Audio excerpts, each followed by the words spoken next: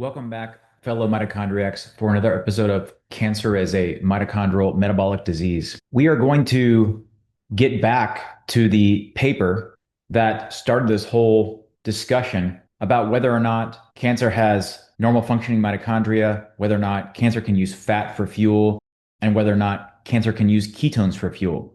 We took a detour for the past couple of weeks to really explore those critical topics in a greater detail because it seemed like the proper time.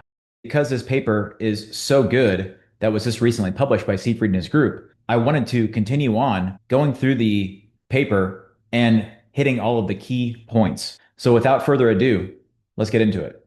So just to give a reminder, this is the paper that we are going to be continuing to discuss. It was published in April of 2025 and is titled The Warburg Hypothesis for the Emergence of Mitochondrial Metabolic Theory of Cancer. And previously, we had already discussed the abstract and the introduction, as well as questionable assumptions 1 through 5. And now we're at the time where we're going to cover questionable assumptions 6 and 7. So questionable assumption number 6, elevated substrate level phosphorylation, or SLP, is required for the rapid growth of non-neoplastic cells, or non-cancer cells.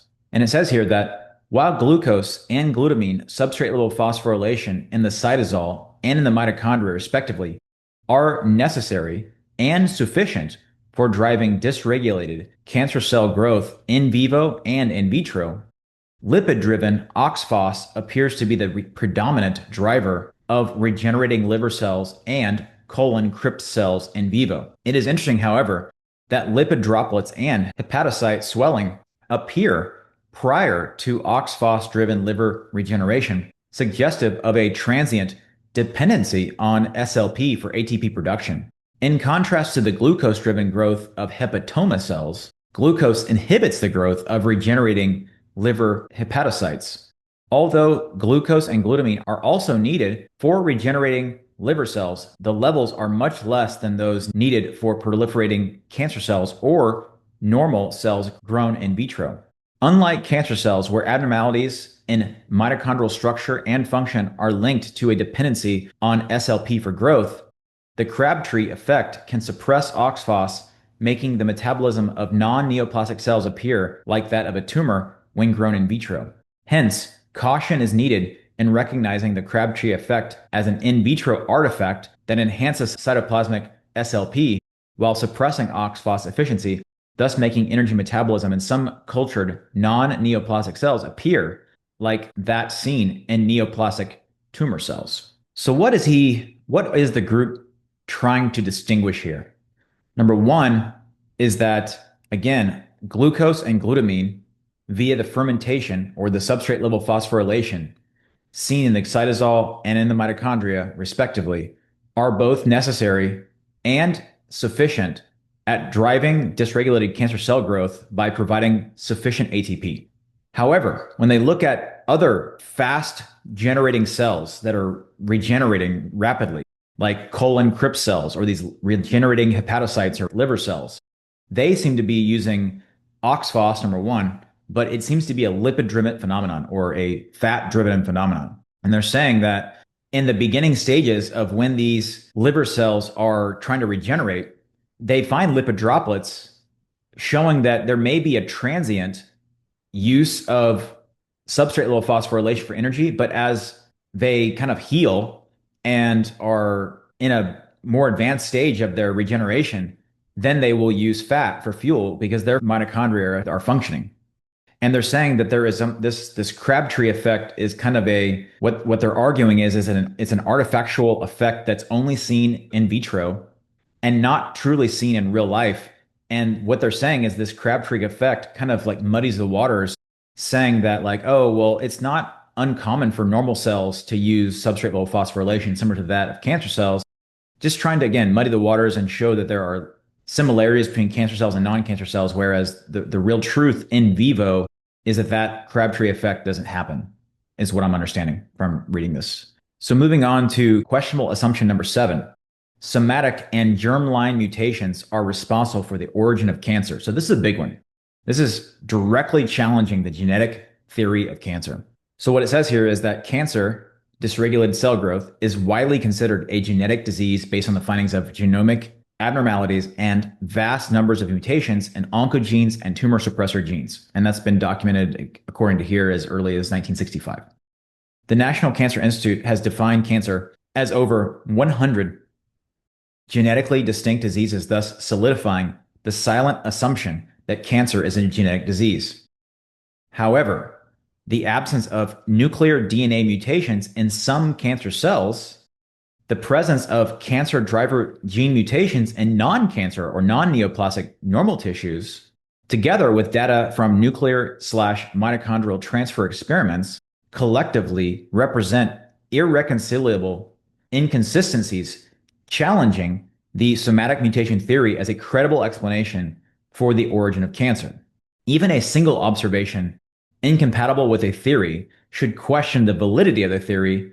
See pages 73 through 79, etc. included. It later says that these researchers showed that transforming primary embryonic fibroblasts required the cooperation between MYC and the RAS oncogenes in 1983. Immortalization and transformation of non-malignant cells by gene-oncogene transduction has become a commonplace technique, suggesting a direct experimental link between oncogene expression and tumorigenicity. However, the nuclear cytoplasm transfer experiments demonstrated that oncogene transformations is ultimately mediated by mitochondrial function, not by genetic drivers. Cytoplasmic mitochondrial factors were able to initiate tumorigenesis in the absence of nuclear drivers, and nuclear drivers did not initiate tumorigenesis in the absence of normal cytoplasmic factors, aka normal mitochondria. Moreover, the activation of the KRAS G12V mutation causes OXPHOS insufficiency, increases ROS production, and increased cytosolic substrate level phosphorylation, findings that are more in line with the mitochondrial metabolic theory than the somatic mutation theory. Although specific somatic mutations may be considered secondary risk factors, they are neither necessary nor sufficient for tumorigenesis. While mitochondrial insufficiency coupled to compensatory upregulation of cytosolic and mitochondrial substrate level phosphorylation appear both necessary and sufficient for tumorigenesis, independent of mutational background. It later says that although no pathologic germline cancer mutations have been found that are 100% penetrant, incomplete penetrance, meaning that most can be considered secondary risk factors rather than direct primary causes of cancer. Often, however, a gene with incomplete penetrance is not the primary cause of the disease, and likely cancer-associated mutations reported by the thousands would follow this safe assumption. Among the highest penetrant are germline mutations in the TP53 gene, lifetime penetrance about 90%, found with the Li-Fraumeni syndrome. Penetrance is generally less for other germline mutations, including those for breast cancer, retinoblastoma, Lynch syndrome, and most others. It is unclear how the somatic mutation theory could persist as a credible explanation for the origin of cancer, considering the numerous inconsistencies with the theory. It continues on.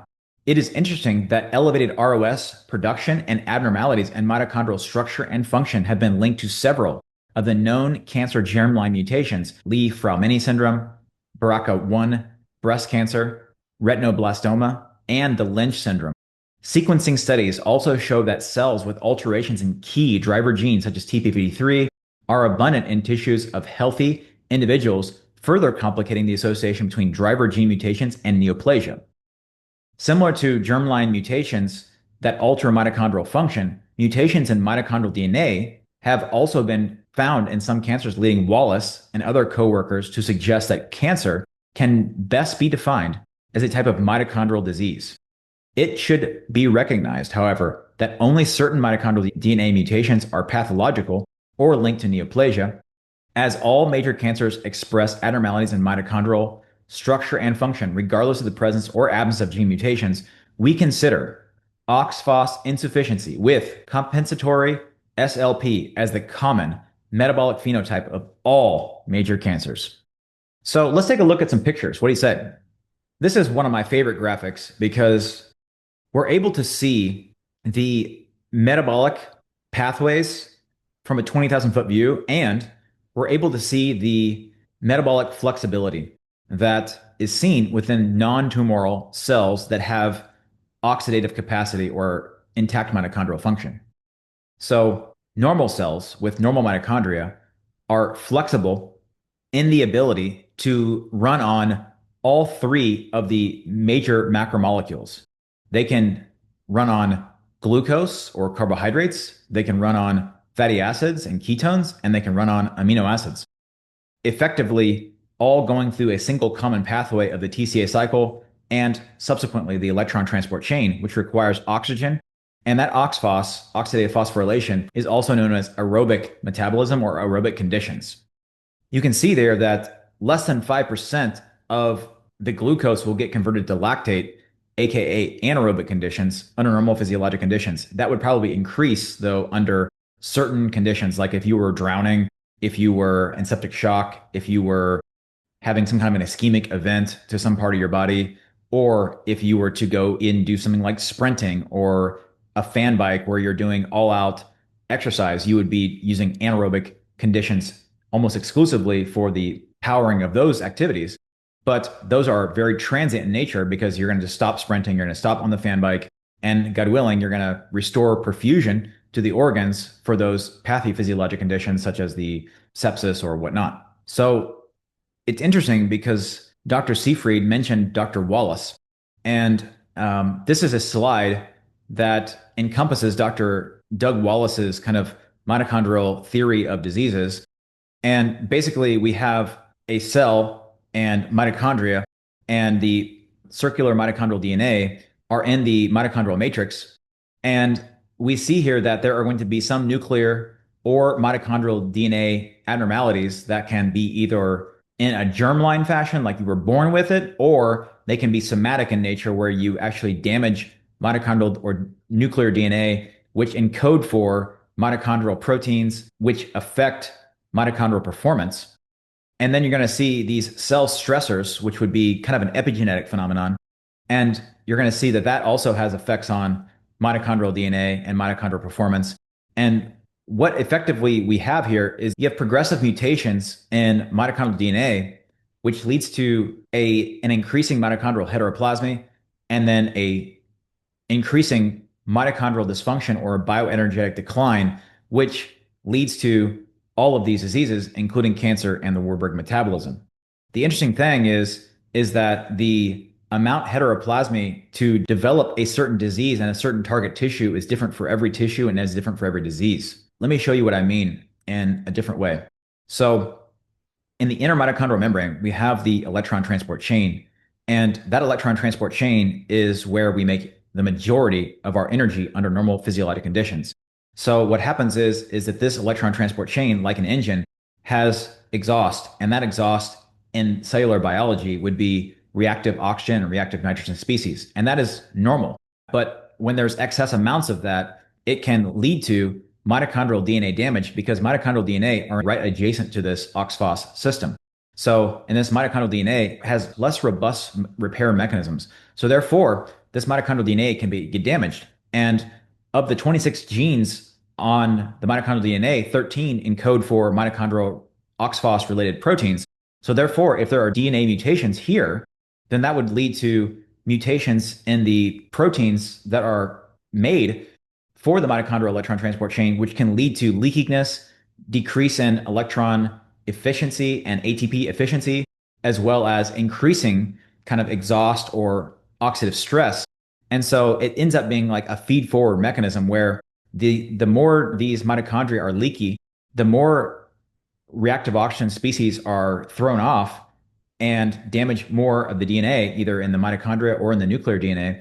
And then that leads to a bioenergetic decline. So now you have less ATP. So if you can see here, ideally, when we're born, we are born with wild type, kind of healthy mitochondria, unless you have some mitochondrial disease, which is fairly rare at birth. And so what you would say is you'd have, the majority of the mitochondria are these green wild type DNA and healthy mitochondria. But over time, you end up developing damage to some of the mitochondrial DNA, and then the mitochondrial capacity starts to diminish over time. And then for every target tissue, every tissue in the body, and every disease, there's going to be a certain biologic threshold where it now is not able to function adequately. And you go from few or no symptoms to then moderate and severe disease. And so, for a preventive standpoint, this is where you'd want to employ a therapy to help try to reverse mitochondrial heteroplasmy. But what they're saying is that ultimately you get this progressive increase in mitochondrial DNA mutations, nuclear DNA mutations, which encode for mitochondrial proteins, and you get a bioenergetic decline, and then you hit a threshold and you develop a disease. Well, that is kind of like the Dr. Wallace side of things. If you look at Dr. Seyfried's, this is an updated graphic from the paper in question. And you see here we have mitochondria with beautiful cristae here, which means that they're going to have mitochondrial supercomplexes. They're going to have efficient mitochondrial function. And you can see here that it's giving off ROS in the form of superoxide or the hydroxyl radical here. And you're going to see that that's going to damage mitochondrial DNA. It's going to damage nuclear DNA. And that's going to lead to the cristae being less beautiful and then less beautiful. And then you're going to be left with basically an empty vessel here. That just goes to show that the mitochondria is going to be not able to put out the energy that it would when it looks beautiful like this. And you see here all of these factors here that can damage mitochondria. So they've updated the graphics, and now they have oncogenes, they have inflammation, microplastics, viruses, rare germline mutations. That's the very rare thing. Age, radiation, hypoxia, carcinogens, forever chemicals, etc. The list is really kind of endless about what could damage the mitochondria. And that's a whole probably lecture series on its own of like how are mitochondria damaged and how do you protect them from being damaged. But the bottom line is there's going to be damage, and this is a chronic process. And so this is a very gradual mitochondrial bioenergetic decline, which leads to inefficient OXPHOS and an increased reliance on substrate level phosphorylation, as this is here. And you can see here that the OXPHOS is in green here. So you can see when you have normal healthy mitochondria, the majority of it is made by OXPHOS, and then it gradually goes down as malignancy goes on, and you hit a biologic threshold at some point for that particular disease process, and it starts to rely more and more on SLP. That is, of course, looks very similar to what Wallace and his colleagues present in a lot of these papers. So it seems like this is the true kind of like truth behind the etiology or the creation of cancer. And that's what Seyfried and his group is basically trying to lay down in this questionable assumption number 7 by showing that there's a lot of inconsistencies. And even just one inconsistency, single observation incompatible with the theory should question the validity, right? And let alone if there's like many different things that question the validity. So they start to lay out what the metabolic theory is. A couple of things I want to mention here. So this is the non-tumoral oxidative cell. And we talked about how these wild type DNA are the ones that are healthy and the mutants are the ones that are generally considered not healthy and leading to bioenergetic decline. There was a paper that was published, I want to say it was in 2023 or 2024. I did a video on it, but it was about mitochondrial heteroplasmy and cancer. And you can see here that the wild type DNA, when they look at the metabolism of that, you see kind of normal metabolism. But when you see the mutant mitochondrial DNA, you see that it relies on glucose and glutamine, which is, again, dovetailing completely into the metabolic theory of cancer. And again, looking at, let's say hypothetically, we were looking at a graphic like this, and let's say we're talking about cancer and the target tissue with the tissue that's developing cancer. You'd say, okay, you're going to hit some biologic threshold. And in the middle here, you're seeing that there's some degree of OXPHOS that is going to be gradually declining, and there's going to be enough SLP to make up the difference of the loss of OXPHOS efficiency here. And it's going to continue to go up as malignancy goes on, right? And so you're going to have these like oxygen consuming phenotypes with partial mitochondrial defects. This is probably either a kind of like early malignant state or like a pre-malignant state. And then ultimately what you are left with towards the other right end of the graph where, you know, the disease state is in a moderate or severe defectiveness of oxidative phosphorylation. We're now on this end of the spectrum where we're truly in a malignant state here, right? And we're left with this Warburg-like phenotype, which relies on substrate level phosphorylation because the mitochondrial defects are so severe. The mitochondrial cristae are gone, the supercomplexes can't form, they're putting off a ton of reactive oxygen species, and there are several factors that actually block mitochondria from being used, particularly through the hypoxia inducible factors and the PDKs, et cetera, which we've talked about during the dichloroacetate lecture. But we're left with basically the reliance on glucose to ferment to lactate, and we're left with glutaminolysis in a high amount as well, where you're using substrate level phosphorylation, not oxidative phosphorylation, to break down glutamine. And then in the last, of course, videos, we were talking about how no other amino acid can replace glutamine in that endeavor. It has to be glutamine. And we're left with, again, one of my favorite graphics to show glucose in a normal cell. Let's say hypothetically you're eating a higher carbohydrate diet, is going to be brought into these cells at, let's say, to make things easy, 1x. In a cancer cell, they're going to be brought in 10 to 30x more than a normal cell, because oxphos and because the normal mitochondrial function is suppressed and broken effectively. There is an upregulation of glucose transporters and the machinery necessary to break down glucose so that you can ferment tons of lactate and make ATP that way.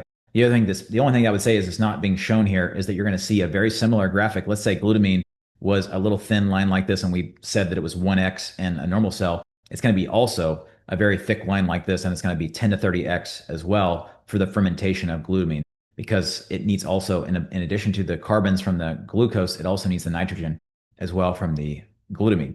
So that is what I wanted to share today. Again, this paper is so good. We've now covered, questionable assumptions 1 through 7 at this point. Now, in the next video, we're going to talk about what they then propose as being the likely true etiology or the creation of cancer, and that is the cancer as a mitochondrial metabolic disease theorem. And they're going to give their pros and cons about why they believe that and how they came to those assumptions. And we're going to continue this paper. And in fact, I think in the next video, we'll probably likely finish this paper. And then this will dovetail beautifully into some inside baseball that you guys are going to get, is that I'm going to actually have an interview with Dr. Seyfried next week. And it's going to be a podcast style. And I've got a bunch of good questions I'm going to ask him. And I'm going to then, of course, edit it so it looks pretty. And then I'll put it up hopefully in a week or two.